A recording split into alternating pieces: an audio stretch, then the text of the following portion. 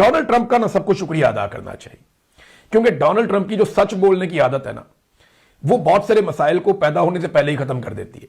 और पाकिस्तान जैसे ममालिक के जो हुक्मरान है ना, उनके पास जो मार्जिन होता है अपनी कौम को बेवकूफ बनाने का और उन्हें पागल बनाने का, वो मार्जिन डोनाल्ड ट्रंप उनसे छीन लेता है।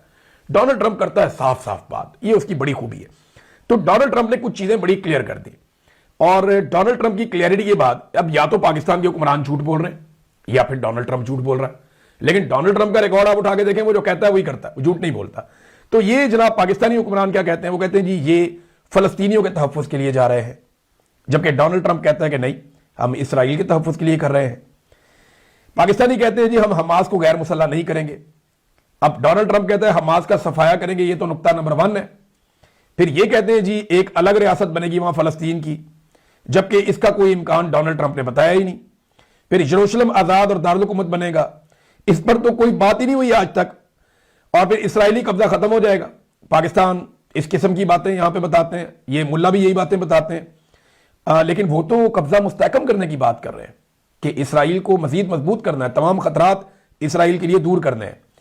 ये मामला फलस्तीन तक महदूद रहेगा। अबे ये चूरन बेचा गया, लेकिन वो लबनान को भी बीच में लेकर आए कि वहां पे हिजबुल्लाह को भी मारना है, उसको जड़ से उखाड़ना है, वो काम भी बहुत जरूरी है। अमेरिकन ये कहते हैं कि इसराइल के लिए डोनाल्ड ट्रंप आप जानते हैं किसी भी लेवल तक जाएंगे, और डोनाल्ड ट्रंप ने इसराइल को मुकम्मल महफूज बनाने का अज़म कर रखा है, और उसके लिए अब वो ये फोर्स इस्तेमाल करेंगे। और डोनाल्ड ट्रंप ने पहले ही कहा अरब मुल्क की फौजें नहीं आएंगी, साफ कहा, ये जो अरब ममालिक हैं इनकी फौजें नहीं आएंगी, अरब ममालिक के बाहर से फौजें आएंगी। अब आप भी जानते हैं, मैं भी जानता हूं, बाहर ममालिक कौन से? 2 मुल्क तो बड़े जबरदस्त हैं जो खुद से ये कहते रहे कि हमने जाना है जी, एक तो इंडोनेशिया, दूसरा पाकिस्तान।